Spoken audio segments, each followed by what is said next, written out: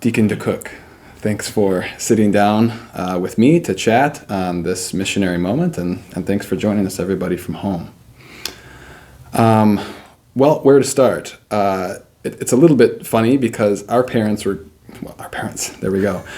My parents were good friends with you. That's right. Growing up, I don't think our parents knew each other terribly well. Probably not. Probably not. But grew up in a similar, or in the same community, homeschool community here in the Chippewa area. And man, I mean, how did that shake out? I guess I went to college to the University of Mary, doing Focus for a few years, and then you reached out to me about the position here at Notre Dame, maybe 2 years ago now, a little bit more than that. And it's been a delight to be back and to sort of be working together now as you're a deacon in the church. But what brings you to this moment generally, as we're just sitting down talking? You're a newly minted deacon now as of the spring. But just as a background for everybody, how did you come to this moment in your life? All right. Well, yeah. So just kind of reeling back, I'm a convert, so that's one thing to know. And so Catholicism was never anything I knew anything about growing up. I think I was accused of being Catholic many a time because we had 14 children in our family. So naturally, we must have been Catholic. And so I didn't know what that was. It's an occupational hazard, I guess. Yeah. So no idea what Catholics meant at that time, other than I didn't want to be one because that wasn't something we did. So we were kind of like a Bible Christian, you might say, growing up. And so with that kind of background, yeah, we knew about Christ in general in the Bible, but I think I seen the inside of a church maybe once in my growing up years. Oh, really? And so it wasn't until I met my wife-to-be, Beth, and she introduced me to the faith. And it was like, wow, there's something, like young people can be interested in God. This is cool. And my idea was you don't do faith until you get old. Back then, old was 50. I'm 50 now. It's still, old is still somewhere down the road. All right, it's always 20 years beyond what you're at. That can's been kicked down the road, yeah. So the whole idea of coming to have a relationship with God, that was just completely foreign to me. But it was beautiful. And so, well, of course, my wife is beautiful too. So, the two kind of went together. But she is very clear about, I want you to be Catholic if you want to be Catholic, not to marry me. And so she was very good about making that my choice, and it was my choice. And so I started to learn about the faith. We didn't have any great OCIA program to go through at the time, but luckily Beth's family was very gracious in teaching me in the faith. And so we just kind of learned it over the years. And so I became Catholic when I was 19, married shortly thereafter. And then kind of just a gradual faith journey from there, doing things like Jeff Caven's Bible study and things like that along the way to really learn about the faith.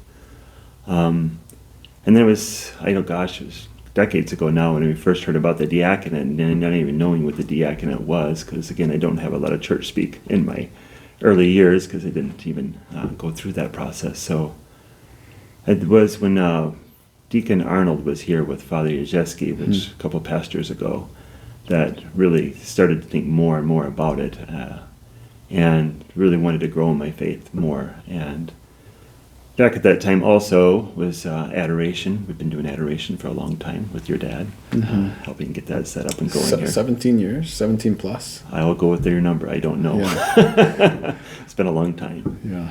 And so with that, just kind of growing in the faith gradually, I guess. You wouldn't say there was any big aha moments along the way, other than just kind of that constant nudge that I wanted to grow my faith.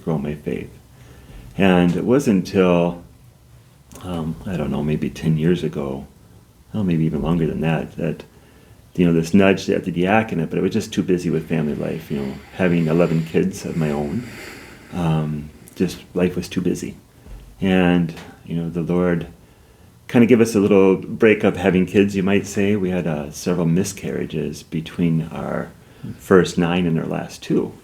And there's like a 7-year gap in there where we had a lot of miscarriages. Kind of thought we were done having babies at that time. And so hard as that was, it did give me a little pause and time more to think about the diaconate. And it's like, okay, well, maybe now is the time. And so we went to the discernment retreat, and in that, when they were going through it, a couple things really kind of struck with me. It's like, if you don't become a better father, a better Christian, and a better husband through this process, it's not for you. Wow. And again, they might have said 1,000 other things, but that's what I remember. And I'm like, those are things I'm looking for. So we're going to give this a try. And so it's a 5-year program. And so we started that 5 years ago, and became, kind of went through the whole process again, going through adoration this whole time. And just that constant nudge to grow. Again, no big aha moments, just kind of that gentle nudge. And having gone through the program, great program, a lot of good, solid teachers. And again, I just kind of saw myself finally growing again. I felt like I was kind of on a plateau before there. I just didn't know how to get to the next step. One of the things in the diaconate that I didn't really expect is the first 2 years, they focused a lot on prayer. And like, well, I got a prayer routine, I go to Mass, I do my rosary, I do my chaplet. I kind of have a routine. But their idea of prayer was deeper than that. It was more about spending time, more contemplative prayer, not necessarily rote prayer, which I was pretty good at the rote stuff, but the contemplative stuff has always been a challenge for me. What kind of difference, can you speak to that a little bit? What kind of difference did growing in deeper meditation and contemplation do for your prayer life? How did it change sort of the mechanics of it? Well, I think it really focuses a lot more on relationship. I think I always knew that, but to really have a relationship, and being an introvert, and just people are difficult. You are the friendliest introvert I think I've probably ever met. Well, one-on-one, I love people, but in a group beyond one, it gets hard. Love your neighbor one at a time. That's right. But, just that whole idea of really caring about your neighbor and caring about where they're at. And, it's kind of like, evangelization is something that's one of those scary words that always had a heart for, but I never really knew how to, supporting Focus missionaries as yourself and a few others that I do. Mm-hmm. I really excited about Focus and what they're doing there and the success that they're having, and just being able to financially support them. But at the same time, the Lord nudging me and saying, well, you have to go a little bit further than that. You have to actually be one of those people that actually invite others. And it's like, I don't know how to do that. And, so it's, again, more of this growth gradually. And I think the diaconate, it's like, okay, well, that kind of, it forces me to put myself out there farther than I'm comfortable. And that's right, you're wearing a collar now, and people... Yeah, might actually talk to me. Well, and they want to hear from you. There's sort of an expectation of, well, what does the clergy say? Right. Yeah. Which is a scary thought. Right. They're going to ask me that, but so again, it's been a natural growth, I guess you might say, and a natural slow growth, and adoration's been part of that. Supporting Focus has been a part of that. This whole diaconate thing has been part of that, and it's just like God keeps calling me in closer and closer, and to serve Him more and more. And it's just, it's fun, and it's always bringing me a little bit beyond my comfort zone, and that's where I grow. And I know that, but still it's uncomfortable. But and so now here, becoming a deacon here in May. Been a little bit like drinking from a fire hose, trying to figure out what I'm supposed to be doing, the liturgical part of it.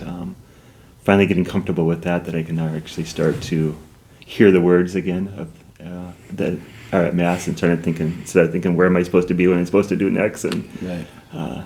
So again, it's getting much more comfortable that way. And homiletics is, that's a crazy hard thing for me, but luckily I only have to do that every other month, so I got lots of time to prepare.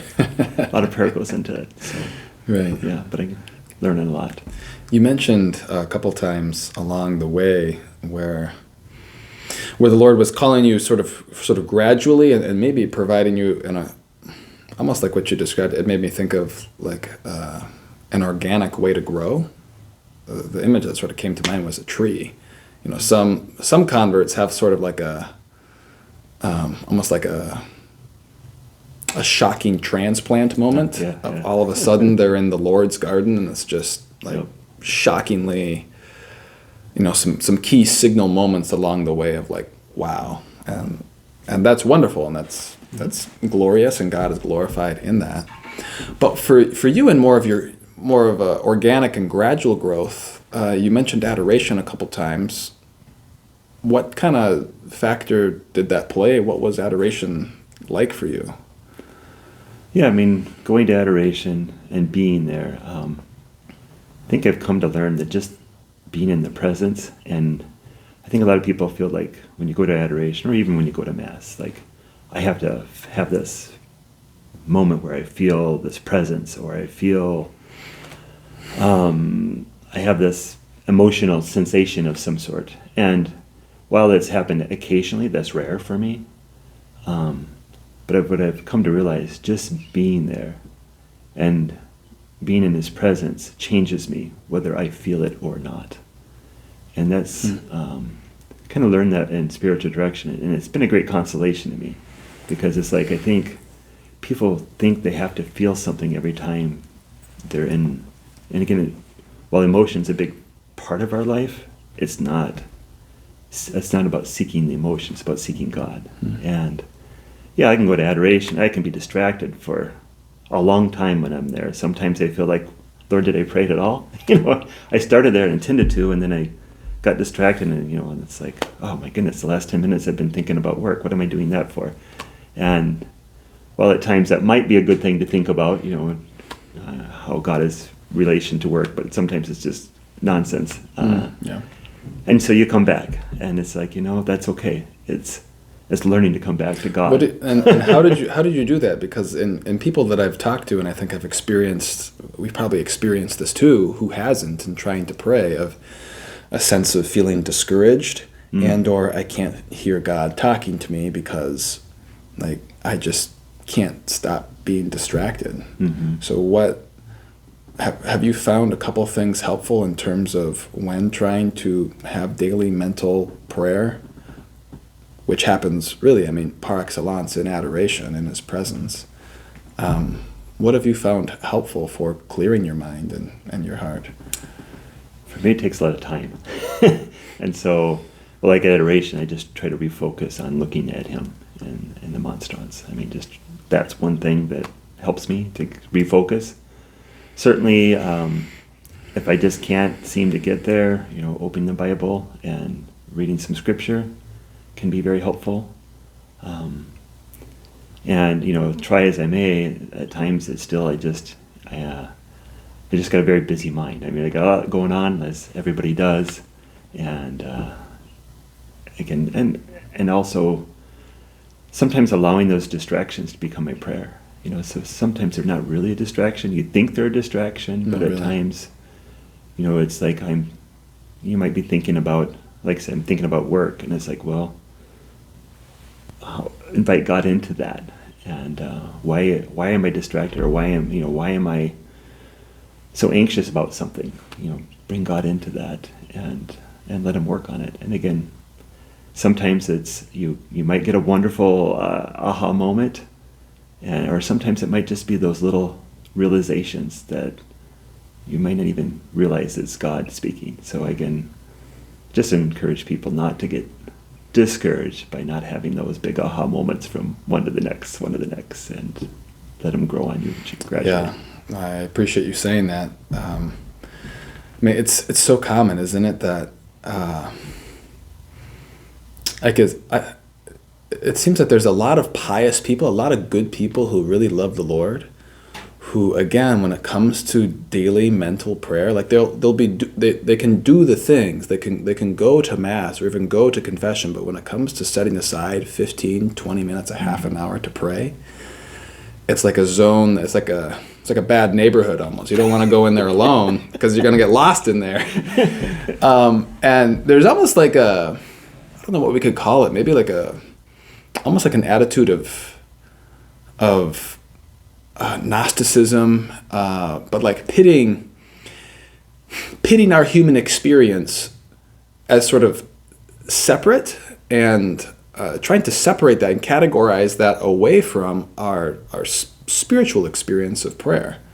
Of like when we go in as humans, and we're just these messy humans with a lot of thoughts, a lot of wounds, a lot of desires and feelings, we sort of imagine how prayer, we almost like hope that prayer is going to be a place where none of that exists, where we can just sit in perfect communion with God, and we're like, well, I guess I'm just not there, or I'm not good at this.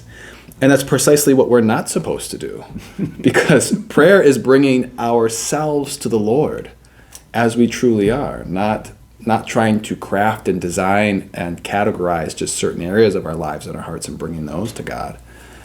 And so I think it's encouraging what you said in terms of, no, the thoughts, feelings, desires, distractions that we have, these are not barriers or walls to encountering Christ, because Christ gave us, when he created us, with a human experience, with thoughts, feelings, and desires, with a lively imagination. These are good things. Mm-hmm. And so the question becomes in prayer, like you indicated, is not how can I just eliminate this from my mind so that I'm clean and ready, but rather, if this is the divine physician, particularly in adoration, again, where he's really and truly present, how, instead of getting rid of these thoughts, feelings, and desires, when I'm there, can I intentionally offer them up as often as they come? If it's something silly or stupid, oh yeah, okay. Like Jesus. last night's movie, that's the worst one. Yeah.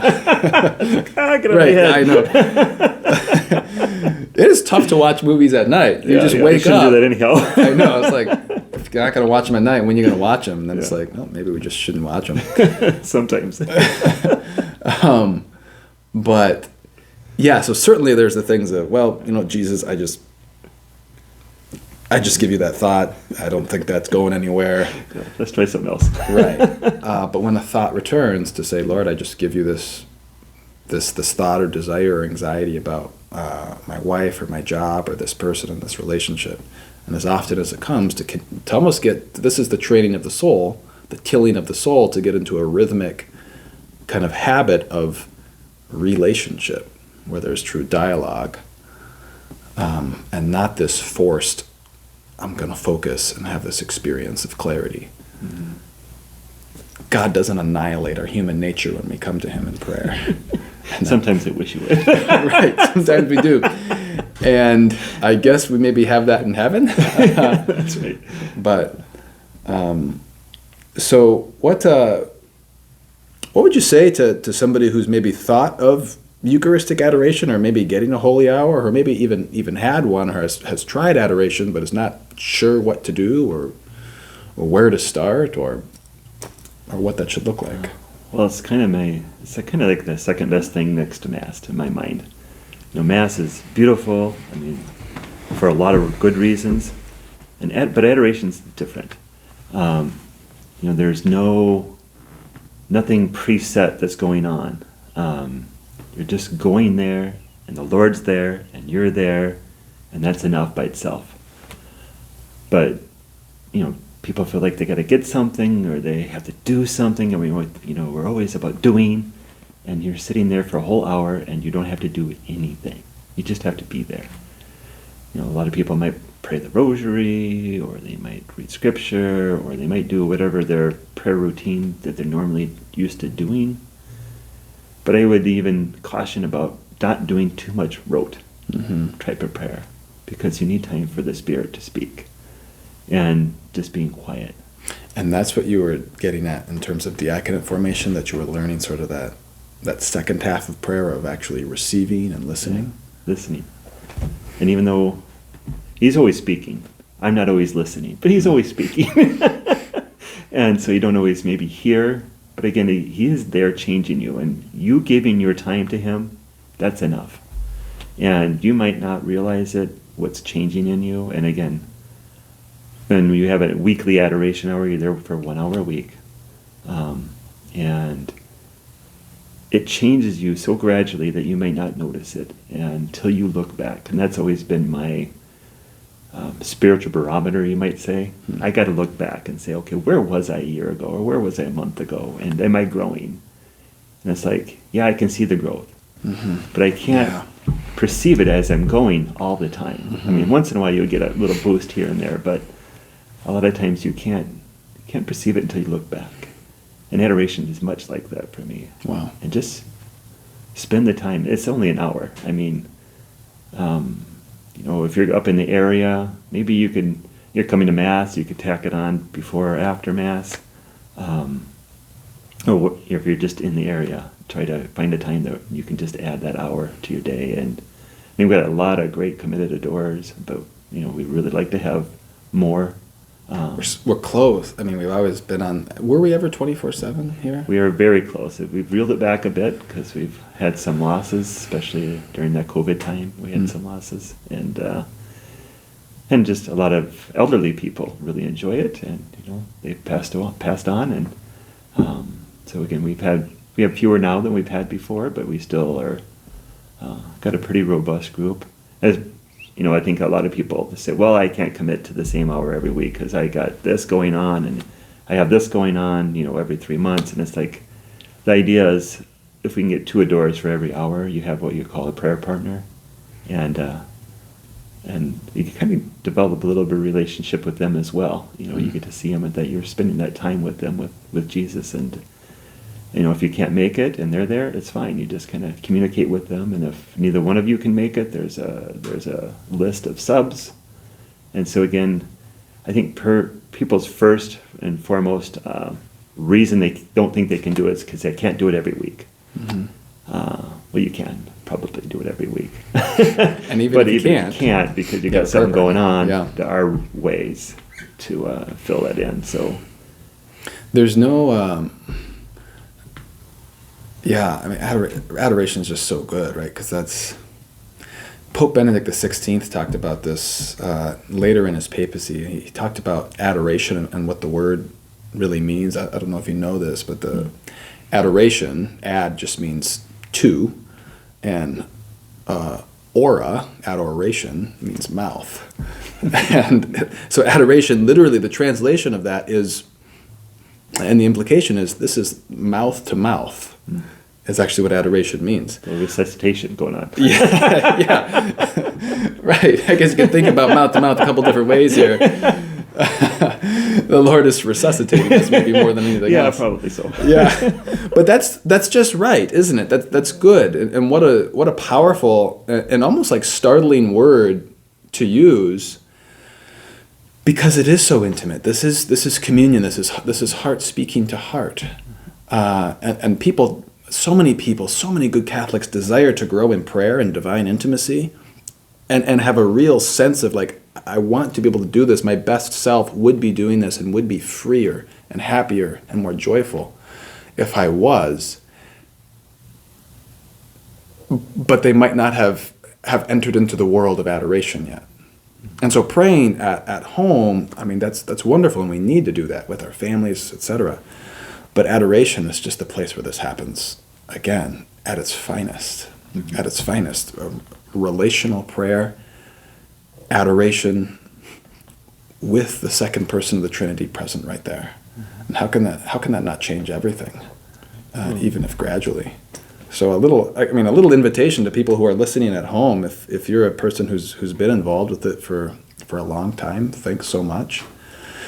If you've some obstacles came up, months or years passed, and you weren't able to do it at that time, but you have freedom now, I mean, we welcome you back. And if you're a young person, perhaps like me, and you're running all over the place, and you have a bunch of young kids, I can commiserate, but bring them along. bring them along. Do you think Jesus is going to be mad for even a second? Yeah. You might have to find the right prayer partner for that. Well, I did have a prayer partner. I just loved it when I brought my kids. Okay. I'd point out what's going on up there, and it just warmed her heart. It really did. I mean, she was kind of a grandma type, and so she no longer can do it because of the steps, but still have a good friendship with her when I see her at Mass. And that's what Jesus says, let the children come to me, do not hinder them. So even if it's just a half an hour, whatever it is, this is something that can just change our lives so dramatically. Another thing that you talked about when we spoke, just man, this was maybe just a few weeks after you were ordained. We're out in the beautifully renovated new grotto, and you talked about the role that devotion to divine mercy has had on your life and your participation in that, and even maybe certain moments in your diaconate process.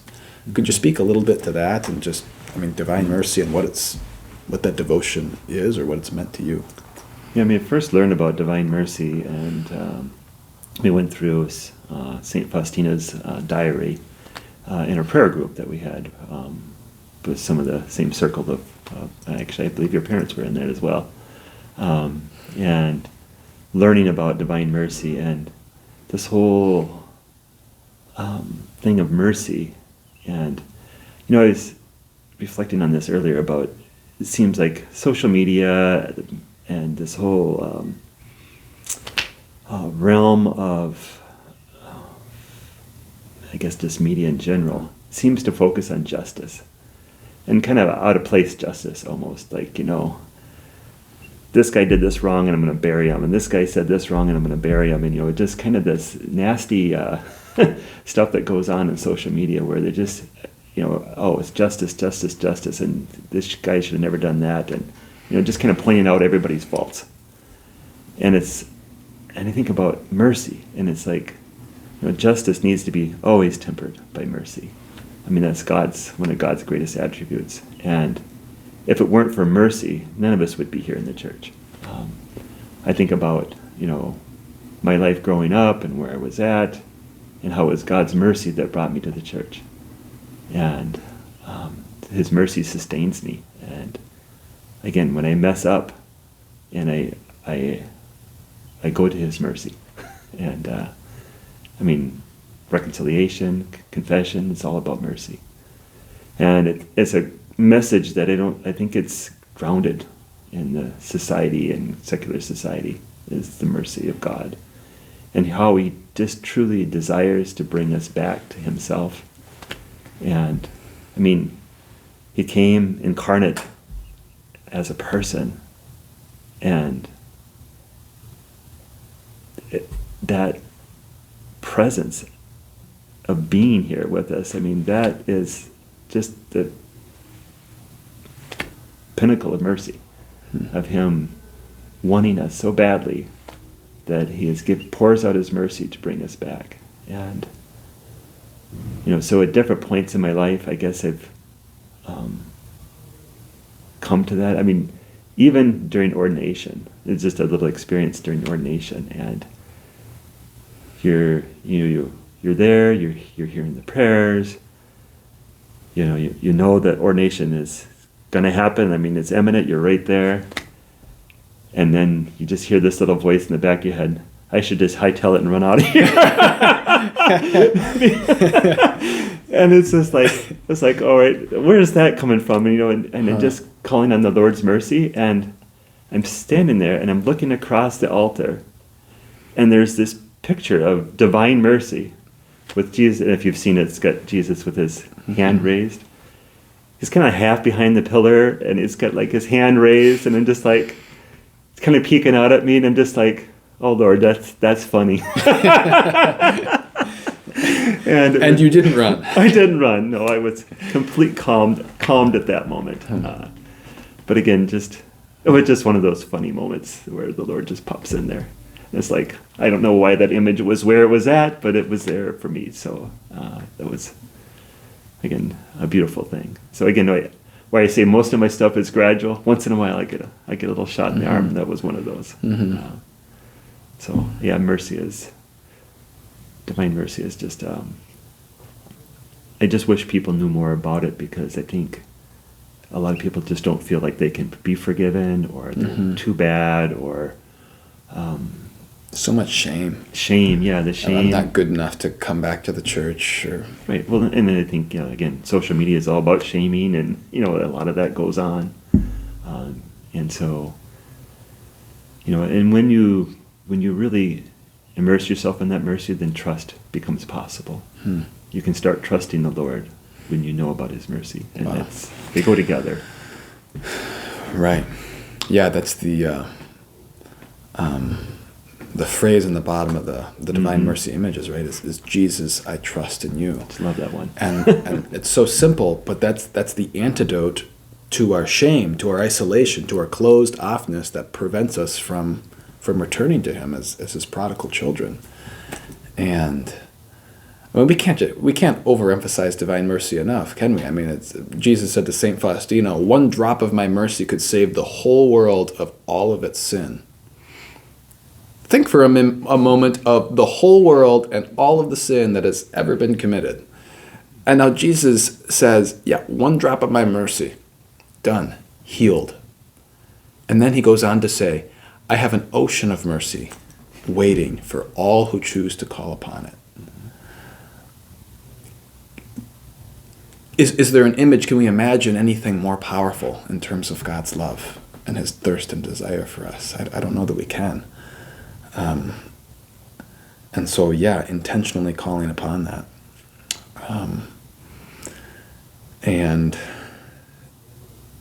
yeah, I think you've done that. I know my parents have done a lot of good work in trying to promote an understanding and a devotion to divine mercy. Because this is not something new. This is not merely a devotion in the last century.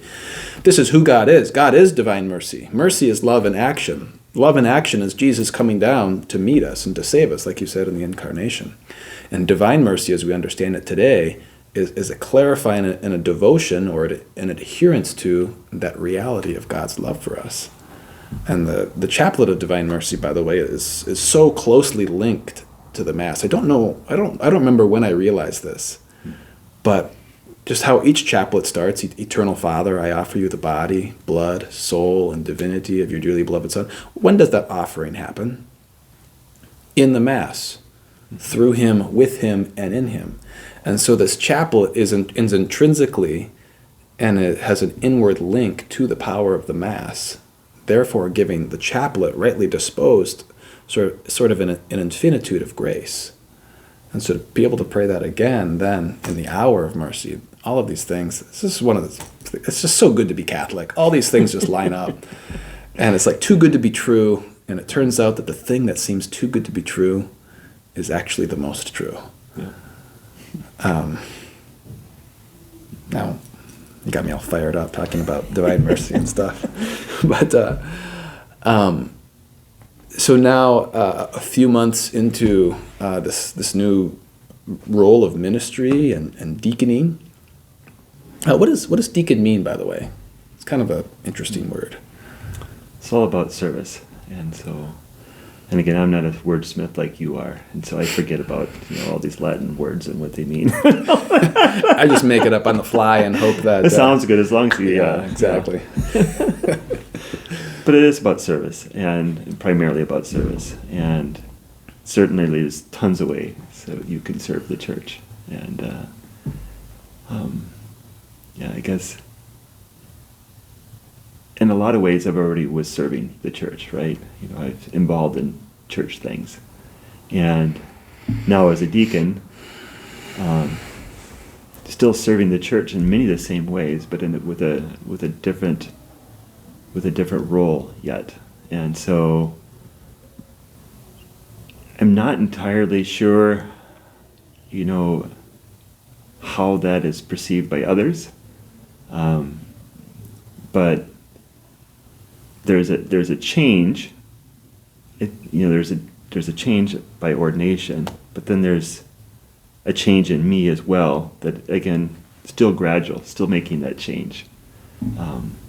But one of the things that I guess I'm probably much more aware of the needs and concerns of other parishioners. I'm much more desirous of our parishioners to have that relationship with God. And, I think, I don't know if I spoke with you or others at least, trying to figure out how to bring others closer in with Christ, especially those that are right there in the pew. Because I think, it wasn't all that long ago, I was the guy in the pew. Without that real relationship. You come to Mass on Sunday, and then you would go home and you would do your week. And then it's like, then God calls you closer. He brings you into adoration. Then you start doing that. Well, now you do those two things, and then you just keep doing more and more. But again, I think that there's a lot of people that just haven't got past the coming to Mass on Sunday, and that's as far as they go. Mm-hmm. And then the Lord kind of drifts away from their life until next Sunday. I shouldn't say the Lord drifts away. They drift away from the Lord. Right. Let's get the orientation correctly here. But yeah. And so I just really have this desire to help them go deeper with their faith and not leave it at Mass on Sunday. Mm-hmm. And so I think that part of the diaconate nature in me desires to figure out how I can help bridge that gap from where they're at to the next, just to their next step, whatever that is. Right. It could be super practical. Yeah. Maybe we can close with this. The ancient Jewish Shema from Deuteronomy 6 was the answer that the Lord gave to the scribe that asked him, Lord, what's the greatest commandment? And he says to love the Lord your God with all your heart, mind, and soul, and the other is like it. Love your neighbor as yourself. So these two things of loving God and loving neighbor, serving God and serving neighbor. They're not the same, but they're not separate. We talked about growing and loving God, certainly principally in Mass and being properly disposed and growing in adoration we talked about. What might be a practical invitation or two that you might give to somebody who could grow in loving neighbor in their parish community and volunteering and service in that capacity? Well, especially in this me society that we live in, I think a lot of times we get focused on self. So just doing something for somebody else. Certainly there's opportunities to, we just had our volunteer sign-up weekend with Kate, and so if a person didn't get an opportunity to sign up for something, just let the parish know that you're willing to do something. And I think just giving some of your time for somebody else is a great first step. And so it could be service in the church. It could be raking your neighbor's lawn for an elderly person. I'm not elderly, or you. But I actually could use some help raking my lawn and mowing it. In my little subdivision, my lawn gets mowed the least, and it's not even close. But from serving the church to my lawn, that sounds like a bad tangent. Back on track. Well, and even think about things where helping somebody at Mass. There's sometimes people with small children, and I think there's this kind of like, don't bother them, leave them alone. But offering some help. When you see a mother there with 3 and they're maybe they're a little bit unruly or something. And again, if you have that charism of nature of being good with kids, offering just to hold the door for somebody going out that's got a walker, whatever it is. It just connecting with people after Mass. That's one thing in my first weeks here that I saw that you did really well with your family was you'd sit in different spots of the church and you try to connect with people intentionally after Mass, which just adds a relational vitality to Mass. People aren't just beating it out the door.